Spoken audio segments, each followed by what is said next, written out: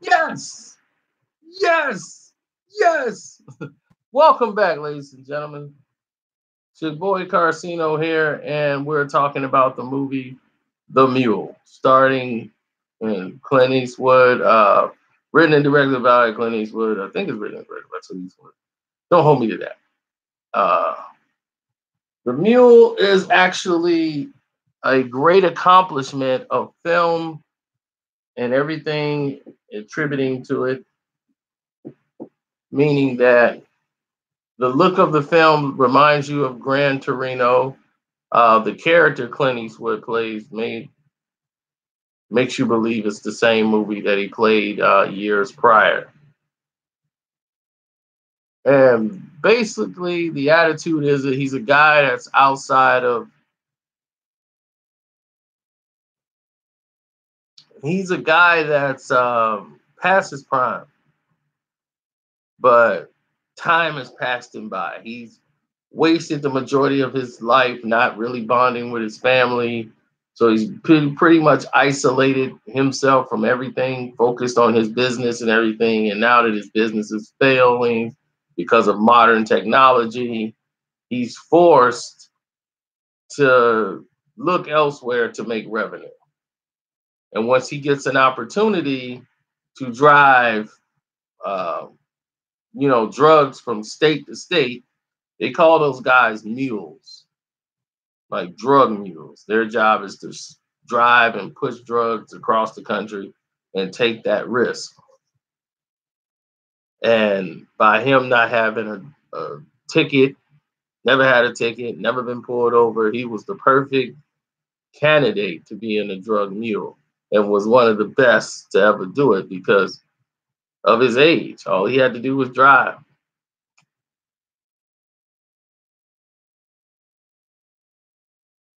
So while the stereotypes and the stereotypical things that the government normally looks for, they were oversighting this guy because he doesn't look like the guy that would be a drug mule. The film is actually very good. It's engaging, but of course, it's the sloppiness, the foreshadow sloppiness of the film. Is the reason why it's not a four-star movie. Now, the heart of the movie kicks in, and I'm not going to tell you what that is, but the heart of the movie, you see it coming early because the foreshadowing is in this movie is ridiculous. Like it's a Clint Eastwood cliche type film.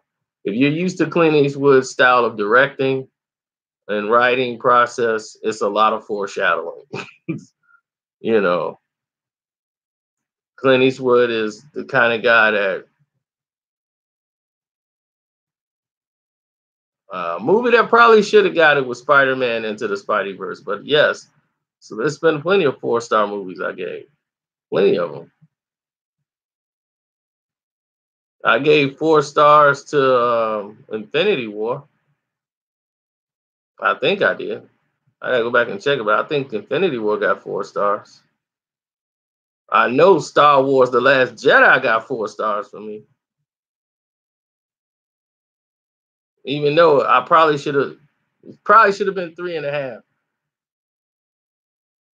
just because of that casino scene.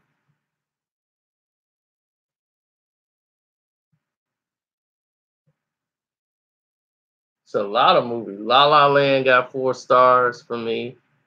Um, it's a lot of them. A lot of them, dude.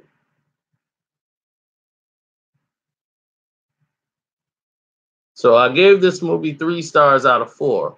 The foreshadowing is in this movie is the only thing that keeps it from being a 4-star movie.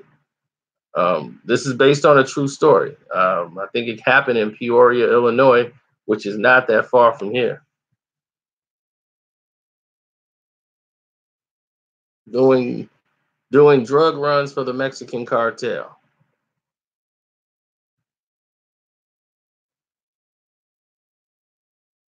I'm trying to think. If I gave a movie 4 stars, I think it deserved it. It's only probably one time I think a movie didn't get 4 stars. It didn't deserve it. Probably one time only.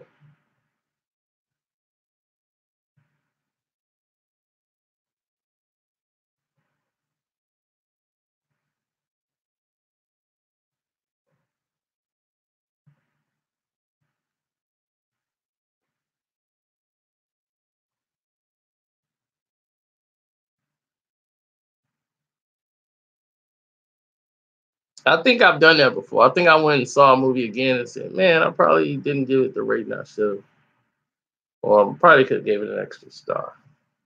But because I do a 4-star rating, if I do 2.5, people think I just trashed the movie. So I'm like, I didn't trash the movie. I'm like, it got 2.5 stars. What are you talking about?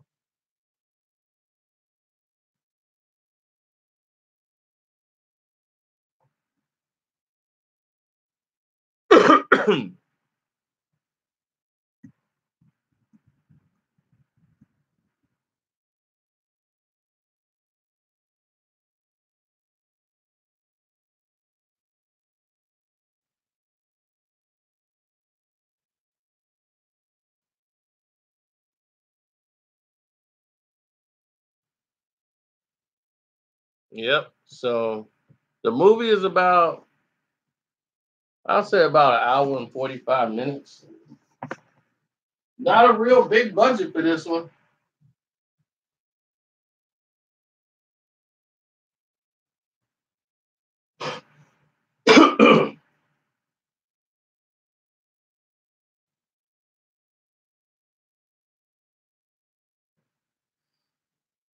As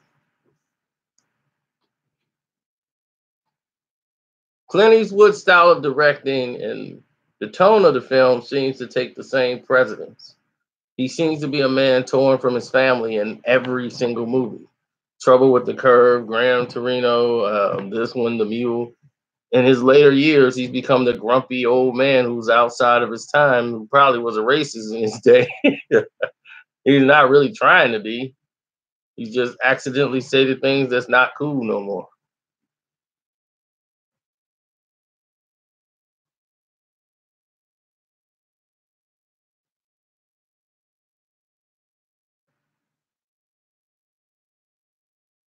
Well, he's far from that Clint anymore. He's the This one was punishing everybody who used their phones. That overtone was used through this entire movie. Like, we get it, okay? The foreshadowing of Clint Eastwood is about as subtle as a sledgehammer.